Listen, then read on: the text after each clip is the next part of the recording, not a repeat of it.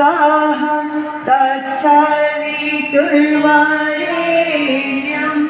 भर्गो देवस्य धीमहि धियो यो नः प्रचोदयात्।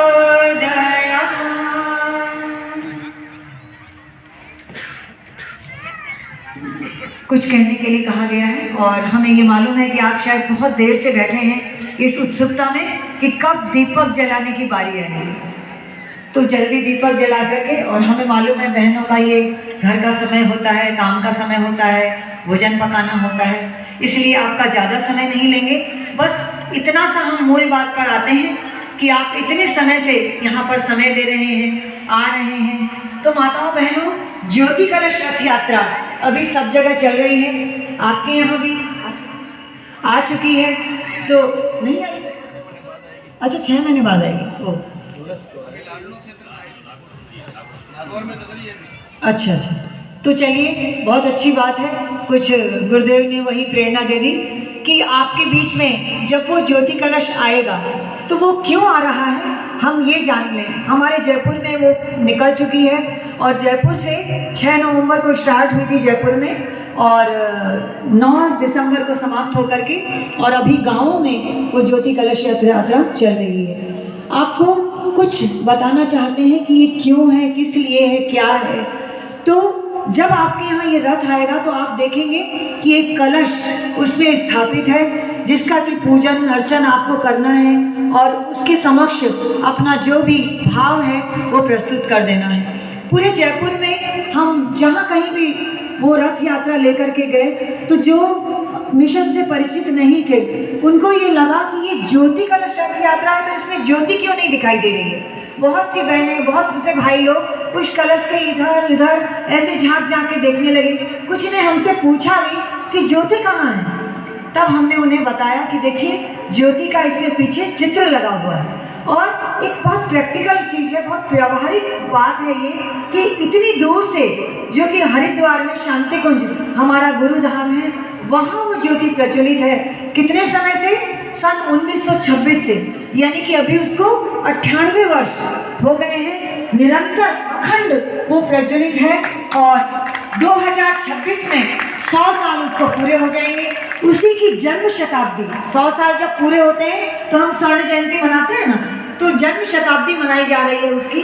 और उसी लिए ये ज्योति कलश रथ यात्रा पूरे भारत में चल रही है, जगह जगह चलती जा रही है और जहाँ जहाँ जाती जा रही है इतना उत्साह, इतना उमंग, जैसे कि परम पूज्य गुरुदेव और वंदनीय माता जी ही चले जा रहे हैं। तो हम आपसे निवेदन ये करना चाह रहे हैं कि ये इसलिए हो रही है कि बताया हमने परम पूज्य गुरुदेव को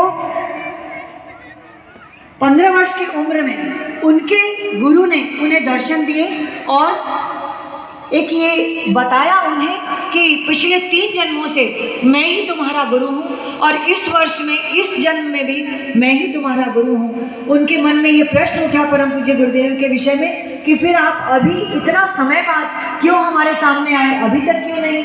तब उन्होंने कहा कि जब शुभ समय आया, जब उचित समय आया, तब हमने तुम्हें इस समय तुम्हें बताया है कि तुम्हारा ये जीवन सामान्य जीवन नहीं है, आम व्यक्तियों का जीवन तुम्हारा जीवन नहीं है और अभी तक जो आपने ये जीवन जी लिया वो आपका था। अब आगे का जो जीवन है वो हमारे निर्देशानुसार चलेगा। और तब संक्षेप में आपको बताएं तो उनके गुरु ने उन्हें ये बताया कि आपको युग बदलने का बहुत बड़ा जिम्मेदारी आपको परम पूज्य परमात्मा ने दे करके आपको भेजी है, जो कि आपको निभानी है। और वो यूं ही सामान्य जीवन क्रम कर देने से वो पूरी नहीं होगी, इतनी बड़ी जिम्मेदारी।